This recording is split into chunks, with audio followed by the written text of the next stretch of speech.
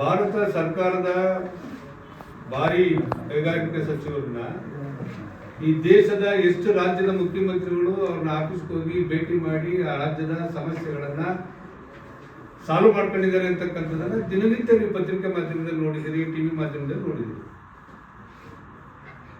ಒಂದು ದಿನ ಪ್ರೋಟೋಕಾಲ್ ಏನ್ ಹೇಳುತ್ತೆ?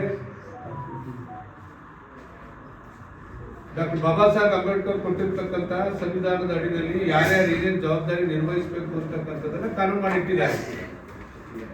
ಪ್ರೋಟೋಕಾಲ್ ಅಲ್ಲಿ ಜಿಲ್ಲಾ ಮಂತ್ರಿಗಳು ಭಾರಿ ಕೈಗಾರಿಕೆ ಸಚಿವರ ಹತ್ರ ಹೋಗ್ಬೇಕು ಅಂತಕ್ಕಂಥದ್ದು ದಯಮಾಡಿ ನೀವೇ ಅರ್ಥೈಸ್ಬೇಕು. ಅದೇ ಕೈಲಾಗ್ದವ್ರನ್ನ ಮೈ ಪರ್ಸ್ಕೊಂಡ್ರು ಅಂತಾರಲ್ಲ, ಹಂಗೆ ಕುಮಾರಸ್ವಾಮಿ ಚಲುವರಾಯ ಅರ್ಥ ಮಾಡ್ಕೋಬೇಕು. 1999ರಲ್ಲಿ ಪ್ರಪ್ರಥಮ ಬಾರಿಗೆ ವಿಧಾನಸಭೆಗೆ ನೀವು ಆಯ್ಕೆಯಾಗಿ ನಾಗಮಂಗಲ ಕ್ಷೇತ್ರದಿಂದ ಹೋದಂತ ಸಂದರ್ಭದಲ್ಲಿ ಅವತ್ತು ಕಾಂಗ್ರೆಸ್ ಸರ್ಕಾರ ಎಸ್.ಎಂ. ಕೃಷ್ಣ ಅವರ ನೇತೃತ್ವದಲ್ಲಿ ಒಂದು ಟಿ.ಸಿ ಹಾಕಕ್ಕಾಗಲ್ಲ ನನ್ನ ಕೈಲಿ ಅಂತ ನಿಮ್ಮ ಕೈಲಾಗದೆ ಇರ್ತಕ್ಕ ಮಟ್ಟಕ್ಕೆ ನಿಮ್ಮ ಒಂಥರ ಕಣ್ಣೀರು ಹಾಕೋ ಮಟ್ಟಕ್ಕೆ ಮಾತಾಡಿದ್ರಿ ಒಂದು ಸಭೆಯಲ್ಲಿ. ಅಡಿಪುಟ್ಟಣ ಸಭೆ ಅರೇಂಜ್ ಮಾಡಿಸ್ತು, ನಾನೇ ಬರ್ತೀನಿ ಶಕ್ತಿ ಕುಮಾರ ಯಾಕೆ ನಾಗಮಂಗಲದಲ್ಲಿ ಅಂತೇಳಿ ಬಂದು ತಕ್ಷಣ ಸಭೆ ಮಾಡಿ ಒಂದು ಬಹಿರಂಗ ಸಭೆಯಲ್ಲಿ ಹೇಳಿದ್ರು,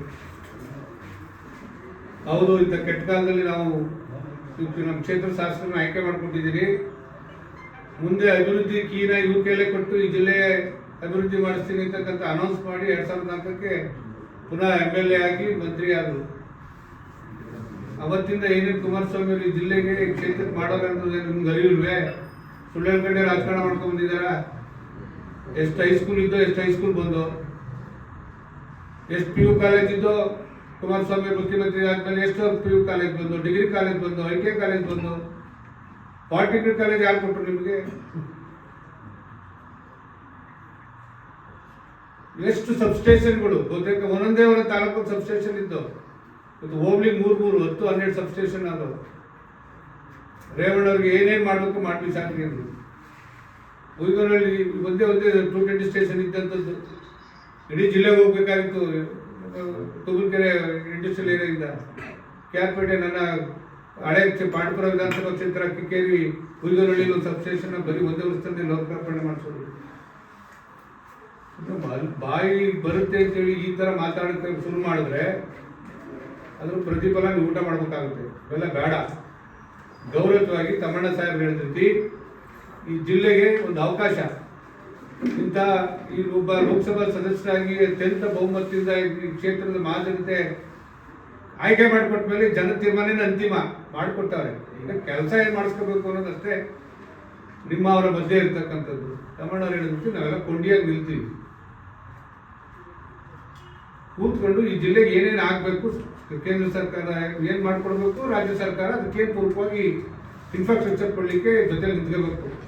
ಅದನ್ನು ಮಾಡೋದು ಬಿಟ್ಟು ಮೊನ್ನೆ ಯಾವ ಥರ ನೀವು ಡಿಪೆಂಡ್ ಮಾಡ್ಕೊತಾ ಇದ್ದೀರಿ ನನಗೆ ಅರ್ಥ ಆಯ್ತಲ್ಲ. ಆ ಮಟ್ಟಕ್ಕೆ ಪತ್ರಿಕಾ ಮಾಧ್ಯಮ ಸ್ನೇಹಿತರನ್ನ ಏನೋ ದನ ಮೇಸವ್ರನ್ನ ಅದರ್ಸಿಸ್ಕೊಂಡು ಬರ್ತೀರಿ, ಇದು ನನಗೂ ಅರ್ಥ ಇಲ್ಲ. ಇದು ನಾನು ಖಂಡಿಸ್ತೀವಿ. ಇವತ್ತೇನಾದ್ರು ನಾವು ಈ ಮಟ್ಟಕ್ಕೆ ಬೆಳೀಲಿಕ್ಕೆ ರಾಜಕಾರಣದಲ್ಲಿ 3 ಬಾರಿ ಶಾಸಕರಾಗಿ, 3 ಬಾರಿ ಜಿಲ್ಲಾ ಪಂಚಾಯತ್ ಮೆಂಬರಾಗಿ, ಲೋಕಸಭಾ ಸದಸ್ಯರಾಗಿ, ಮಂತ್ರಿಯಾಗಿ ಕೆಲಸ ಮಾಡೋಕ್ಕೆ ಬಹುತೇಕ ನಮ್ಮ ಪೂರ್ವಕವಾಗಿ ನಮ್ಮ ಹಿಂದೆ ನಿಂತಂತ ನಮ್ಮ ಪತ್ರಿಕಾ ಮಾಧ್ಯಮದ ಒಂದು ರಂಗ ಏನಿದೆ, ಅವ್ರೇನಾದ್ರು ನಮ್ಮ ತಿದ್ದಿ ಮಟ್ಟಕ್ಕೆ ತಂದಿದ್ರೆ ಇಷ್ಟು ಜವಾಬ್ದಾರಿಯುತವಾಗಿ ಜಿಲ್ಲೆ ಕೆಲಸ ಮಾಡೋಕ್ಕೆ ಅವರಲ್ಲಿ ನಾವಲ್ಲಿ ಯಾರು ಸಾಧ್ಯ ಇರಲಿಲ್ಲ, ಸಾಧ್ಯವೇ ಇಲ್ಲ.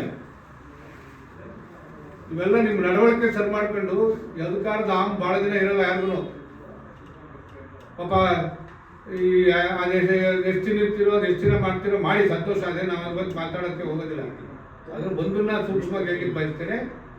ಇವೆಲ್ಲವನ್ನ ಬಿಟ್ಟು ಯಾವತ್ತೇಳಿ ನಾವು ಎಲ್ಲ ನಮ್ಮ ಮುಖಂಡರು ಬರ್ತೀವಿ, ಯಾವ್ಯಾವ ಎಲ್ಲೆಲ್ಲಿ ಏನೇನು ಆಗಬೇಕು ಕೇಂದ್ರ ಸರ್ಕಾರ ಕಲ್ತ್ಕೋಬೇಕು. ತಮಿಳುನಾಡವರು, ಆಂಧ್ರದವರು, ಕೇರಳದವರು, ಅಕ್ಕಪಕ್ಕ ರಾಜ್ಯದವರು, ತೆಲಂಗಾಣದವರು ಎಷ್ಟು ಜನಕ್ಕೆ ಕೇಂದ್ರ ಸರ್ಕಾರದ ಸವಲತ್ತುಗಳನ್ನು ಉಪಯೋಗಿಸ್ಕೊಂಡು ಗ್ರಾಂಟ್ಗಳನ್ನು ತಂದು ಎಷ್ಟು ಚೆನ್ನಾಗಿ ಡೆವಲಪ್ ಮಾಡ್ತಾ ಇದ್ದಾರೆ. ಫ್ಯಾಕ್ಟ್ರಿ ಹಾಕಿದ್ರು, ದೊಡ್ಡ ದೊಡ್ಡ ಕಬ್ಬಣದ ಫ್ಯಾಕ್ಟ್ರಿಗಳು 10,000-15,000 ಕೋಟಿ ಕೊಟ್ಟಿಲ್ವೇ? ಇವತ್ತು ನನ್ನ ಈ ರಾಜ್ಯದೇ ಭದ್ರಾವತಿ ಫ್ಯಾಕ್ಟ್ರಿಗೆ ಇವತ್ತು ಹಣ ಮಂಜೂರು ಮಾಡಿಸ್ತಾ ಇರ್ತದೆ, ನಿಮಗೆ ಗೊತ್ತಿಲ್ವೇ? ಯಾವ ಥರ ಈ ರಾಜ್ಯದ ಮುಖ್ಯಮಂತ್ರಿಗಳಾಗಲಿ, ಉಪಮುಖ್ಯಮಂತ್ರಿಗಳಾಗಲಿ, ಯಾರು ಒಬ್ಬ ಕೈಗಾರಿಕಾ ಸಚಿವರ ಒಂದ್ಸಲ ಭೇಟಿ ಮಾಡೋರು ಕೈಗಾರಿಕಾ ಸಚಿವರು. ಅದ್ಬಿಟ್ಟು ಯಾರು ಮಾಡಿದ್ರಿ? ಹೋಗ್ಲಿ, ನಿಮ್ಗೆ ಜವಾಬ್ದಾರಿ ಜಿಲ್ಲಾ ಉಸ್ತುವಾರಿ ಸಚಿವರಿಗೆ ಈ ಜಿಲ್ಲೆಯಲ್ಲಿ ಏನಾಗಬೇಕು, ಏನ್ ಮಾಡಬೇಕು, ಸಹಕಾರ ತಗೊಳ್ತಕ್ಕಂಥದ್ದು ಒಂದು ಅಟ್ಲೀಸ್ಟ್ ಕೇಳಿ ಅವರೇ ಹೇಳಿದ್ದಾರೆ. ಅಮೆರಿಕ ಮೂಲದ ಕ್ಯಾನ್ಸರ್ ಗ್ರೂಪ್ಗೆ ರಾಜ್ಯ ಸರ್ಕಾರದಿಂದ ಮಂಡ್ಯ ಜಿಲ್ಲೆಯ ಸುತ್ತಮುತ್ತಲು 100 ಎಕರೆ ಭೂಮಿಯನ್ನ ಸೆಮಿ ಕಂಡಕ್ಟರ್ ಫ್ಯಾಬ್ರಿಕೇಶನ್ ಯೂನಿಟ್ ಸ್ಥಾಪಿಸಲು ಹಂಚಿಕೆ ಮಾಡಲು ಕೋರಿದ್ದಾರೆ. ಪ್ರಸ್ತಾವನೆ ಪರಿಶೀಲನೆಯಲ್ಲಿದೆ ಅಂತ ಇಂಡಸ್ಟ್ರಿಯಲ್ ಮಿನಿಸ್ಟರ್ ಬಿ ಪಾಟೀಲ್ ಕೊಟ್ಟಿದ್ದಾರಲ್ಲ ಉತ್ತರನ. ಇನ್ನು ಇದಕ್ಕಿಂತ ಬೇಕಾ? ಕೊಟ್ಟಿದ್ದಾರ ಇಲ್ವಾ ಅಂತ ಹೇಳಿ